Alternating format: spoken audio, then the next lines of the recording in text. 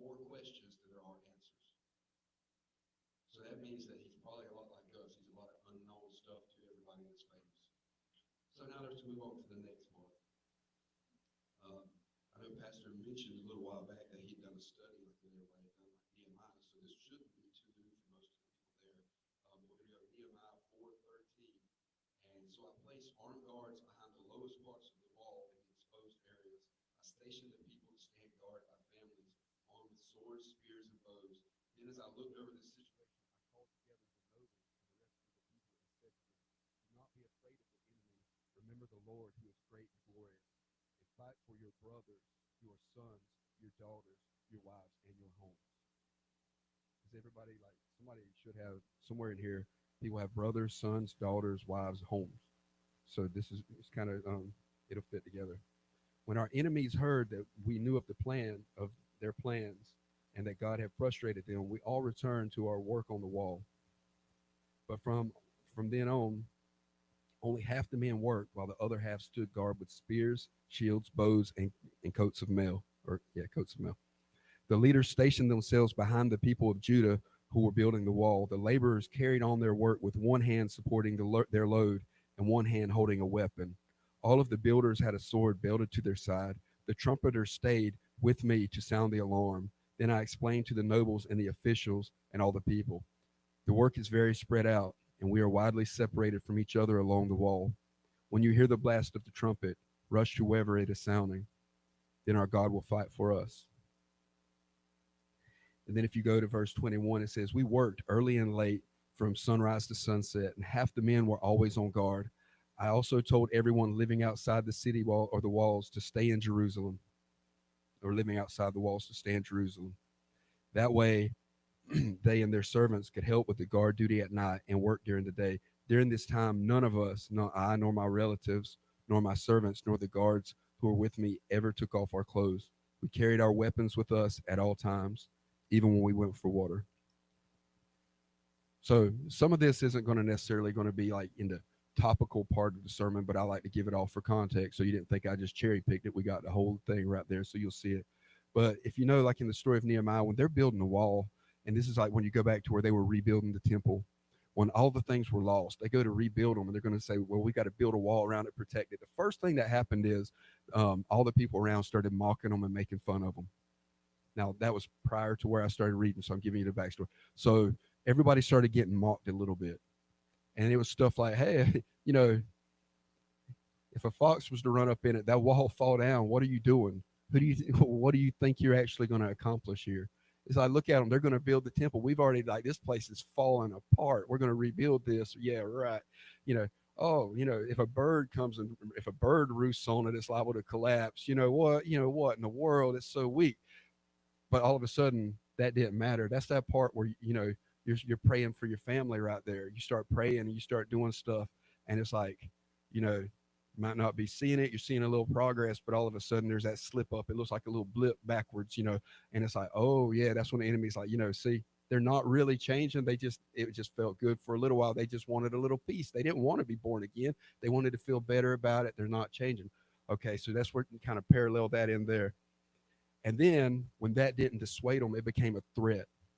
They started threatening, saying, we'll come together. All the people surrounding, they're like, we're going to come together. We'll tear this down. We'll kill you for building the wall. We're going to slip up on you and kill you. So they come up with a plan. And it's like kind of like how we have the armor of God as individuals. Like they're just like, hey, we will do what we have to do. We're going to guard this. So they're out there. It's like, we'll carry our sword with us. We'll be ready to fight. We'll be ready to defend our place. We're going to defend this wall. And they're building the wall right there. It's like, okay, hey, how you doing over there? Oh, they're way over there. But you're over there, and it's like they're building it. And you're building the wall in front of your house. We're supposed to build the walls in front of our house. We're supposed to do this.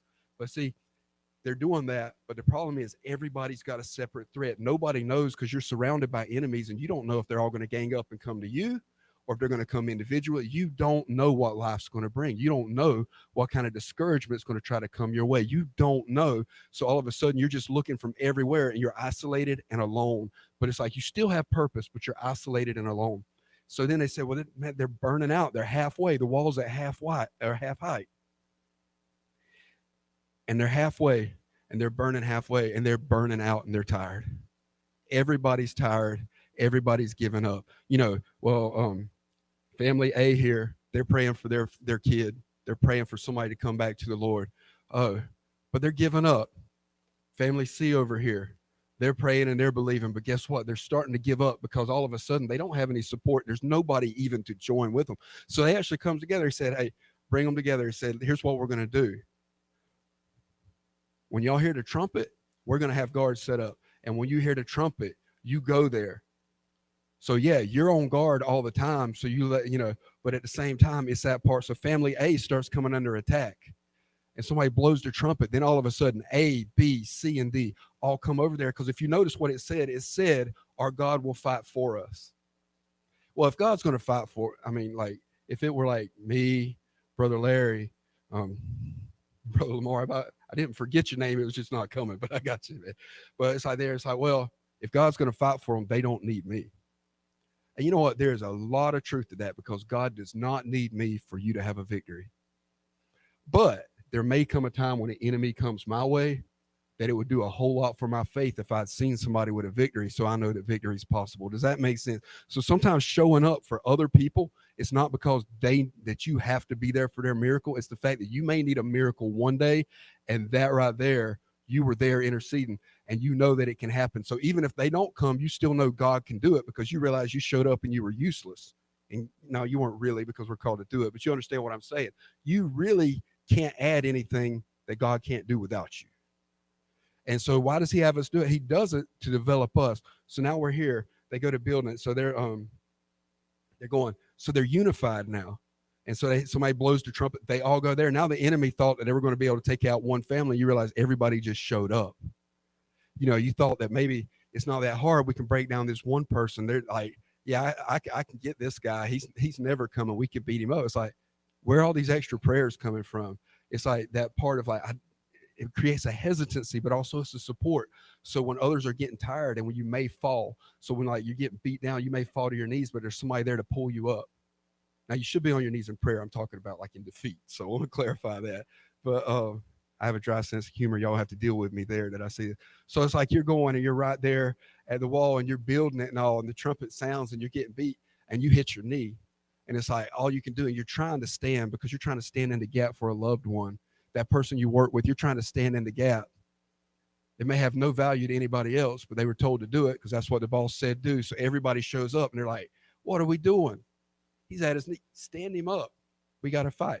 And all of a sudden they go to building and they start making progress. And as they're doing it, the threats are coming and all, but they made progress and they build this in record time and it's stable. They end up having the restoration or the temple's like rebuilt and all. But the thing is, you end up with like all that was just coming together, and it came down to everybody coming together and supporting each other. Now I'm going to tell you a story. Now this goes back to the Civil War, and I know everybody's heard of Gettysburg, but we're going to talk about and this is the story that's going to start tying it together. It's more of like, let's look at this and see what the importance of standing in the gap, the importance of being willing to do anything you can do. In the Battle of Little Big Top, and you have like Little Round Top, but see, it doesn't even get the same mention of the main story, even though it's right there. But you had this guy, Joshua Lawrence Chamberlain. He was the head of the 20th Maine. Chamberlain was a teacher at a college who sat out the first year of the Civil War teaching. When he joined, he informed the governor, when he joined up, he said, what I don't know, I know how to learn. There's a lot of stuff you don't know right now.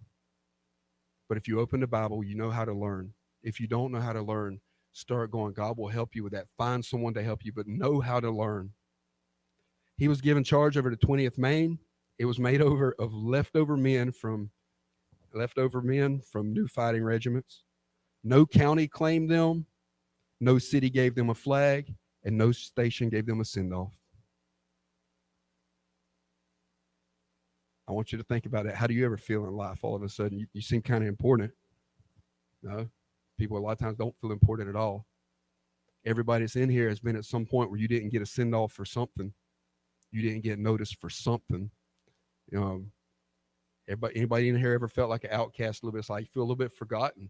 You can feel all of this. Even like when you're praying, it's like, God, I know you haven't forgotten me, but Did you have a reason? I feel like I'm treading water here. I feel like, but it's that part of like, it's just, you end up with a bunch of outcasts. And then from the initial size of over 1,600 men when he started, they were down to 266 and considered a weak link in the army. But they gained 120 to add from the second main when it was disbanded over a mutiny of enlistment and times and such. So what happened is you had the second main. It seems like they started having trouble. They weren't getting leave like they were supposed to. They weren't getting paid like they were supposed to. They end up with a mutiny, and these people leave the second main. Chamberlain was ordered to shoot all the mutineers. If they come, shoot them. But he actually took up for them, and he said, but see, because he took up for them because they were his neighbors, they were people he knew, and it's like they show up and he understands. But they'd grown up together, they were neighbors, and he took these people into his ranks, and he personally wrote the governor to explain the mix-up. Now he's added 120 experienced combat soldiers to bring this number to 386. Okay, so now you got a little bit of it. Started out, they were a little bit of outcasts. Then they were a depleted group of outcasts. And then they end up with a bunch of people that may have made bad decisions, people that may have like messed up, people that just had no skills to offer, people that they said put them down. It's better to put them down than to have them there. Y'all see where this is like? Think about churches now. All of a sudden, think about where we are right here in this building right now. You start looking around, everybody in here has probably come from somewhere. And there's probably somebody that gave up on you. Somebody said you don't need the opportunity you have. Somebody that says you have nothing to add. You have nothing to offer. Okay, you want to know what? Going to move a little further in this.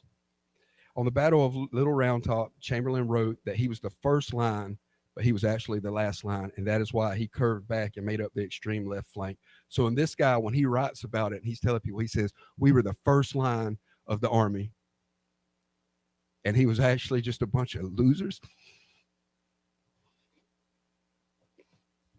He was a bunch of losers and outcasts that got stuck over there on the very end where nobody would worry about it.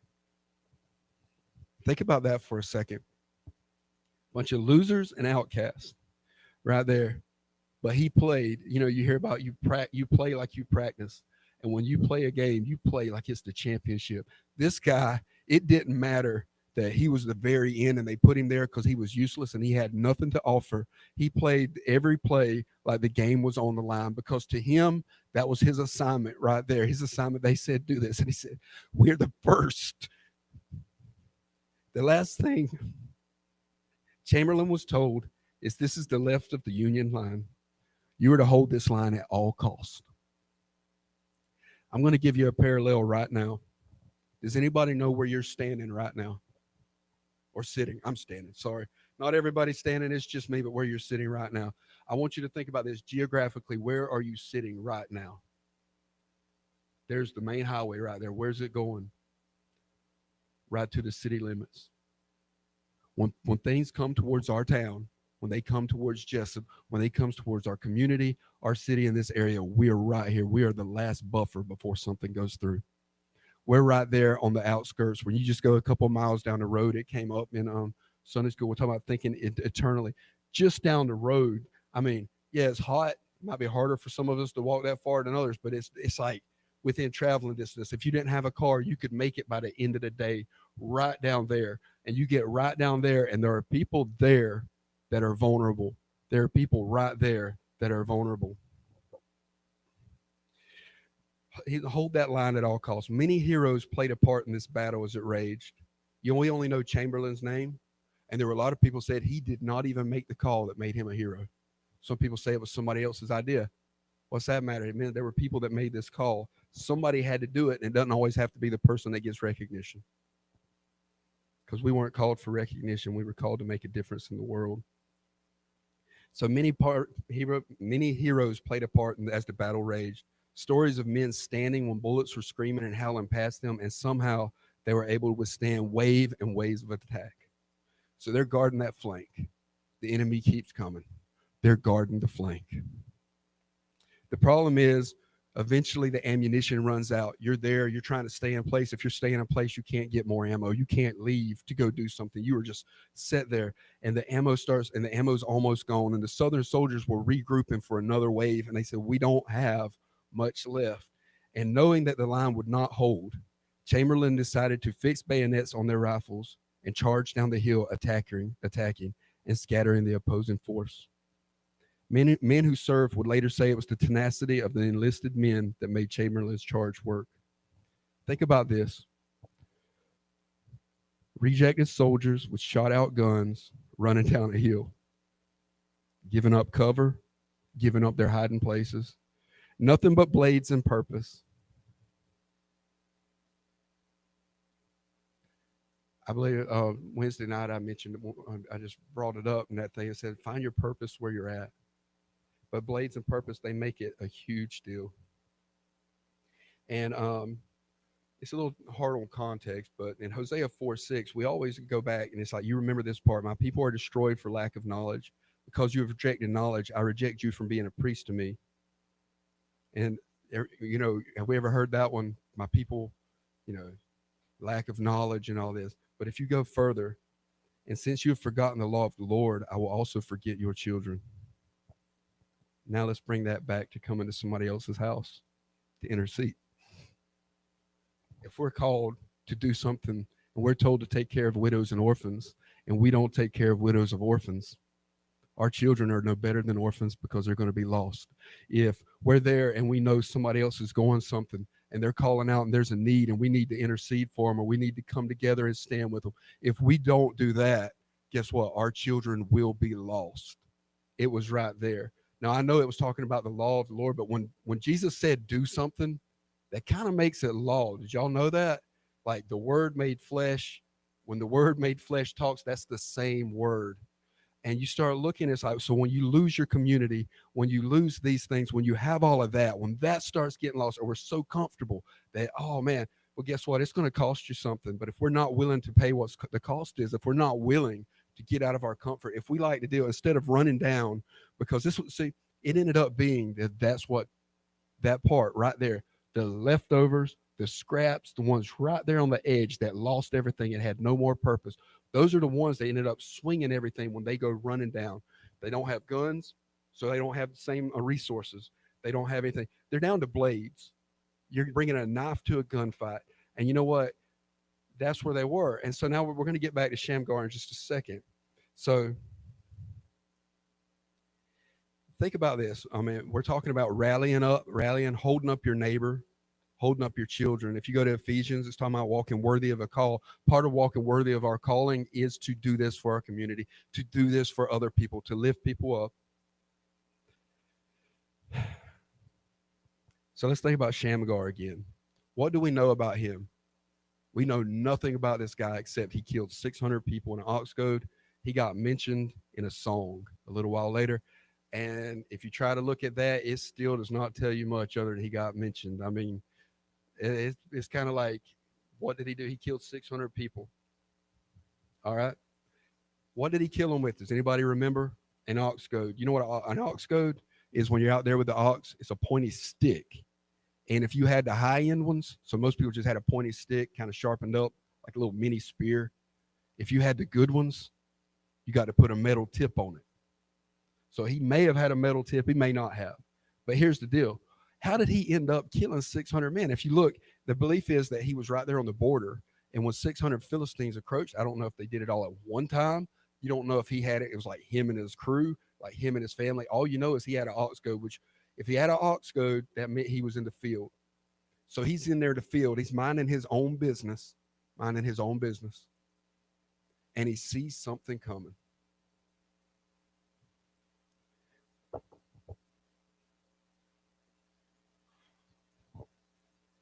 The reason he got mentioned, it doesn't matter to him at this point.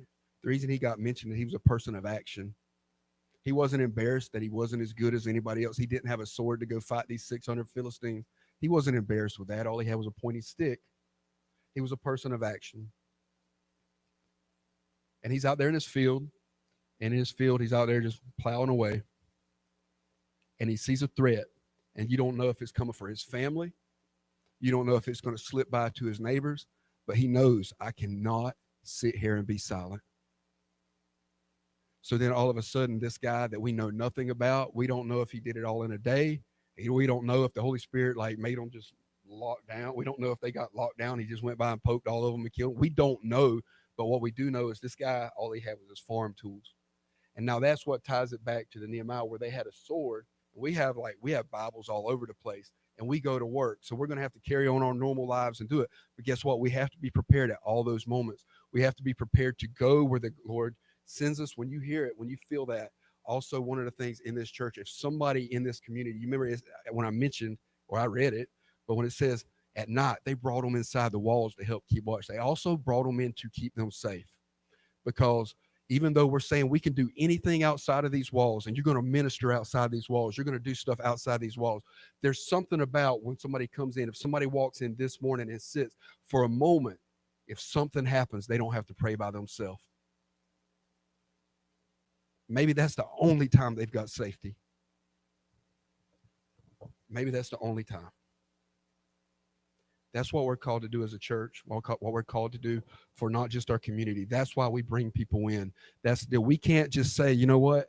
I know they're fixing to charge down a hill and try and be heroes and take the world, but I'm going to stay right here and I'm just going to kind of keep my back to this tree right here and they won't shoot me. They're going to kill you just as dead once they walk right up there. You're going to lose everything if you don't give everything. I love movies and different things, but in the Magnificent Seven, when they were trying to get the services, and he said they try to buy the services, and he's like, "That's not enough." It's like it's all we have. And the statement was, "I've been offered a lot of money for my services, but I've never been offered everything." Because the thing is, if Shamgar, if he didn't have an ox goad to poke him with, he would have clawed him with everything he had because he cared about his family. He cared about his loved ones. His neighbors were probably his family just as well. He would have poked them. He would have gouged eyes. He would have bit them till his teeth were gone. And then he would have just tried to bruise them with his gums. Whatever it took, you've got to stop. You've got to stop it. And that's what we're called to do. And it's like, that's the thing is like, but we don't have to do it alone because you see in Nehemiah, it's that part of like when somebody has it, we go to it. And if we bring people inside the church and we start bringing people in this community, there's more people for support, but it's a lot easier and it could be creating a safe place that makes the difference. Because if we don't go and make that difference because we enjoy our safety and we enjoy our convenience and we enjoy whatever we got, if we are willing to let people fall away and we're willing to do that, go back to Hosea and I will forget their children. So then all of a sudden you start looking and say, but I prayed for my kids. I fasted for them. I did all this. God won't forsake that. He is gracious. But you wonder why you're fighting so hard sometimes. It's because you didn't care about somebody else's kids. You didn't care about somebody else's battle. So that's when it comes down to it. So one of the things we're going to have communion this morning, and that's going to be part of our altar service, is it's the first Sunday, and we have communion on the first Sunday. And I think after thinking about that part where you bring it and it's like that coming together when you hear the sound, when you see the need showing up, that part of community, that part of bringing it together, we're going to tie that into communion. So if everybody will make their way down here, we're going to move it into communion.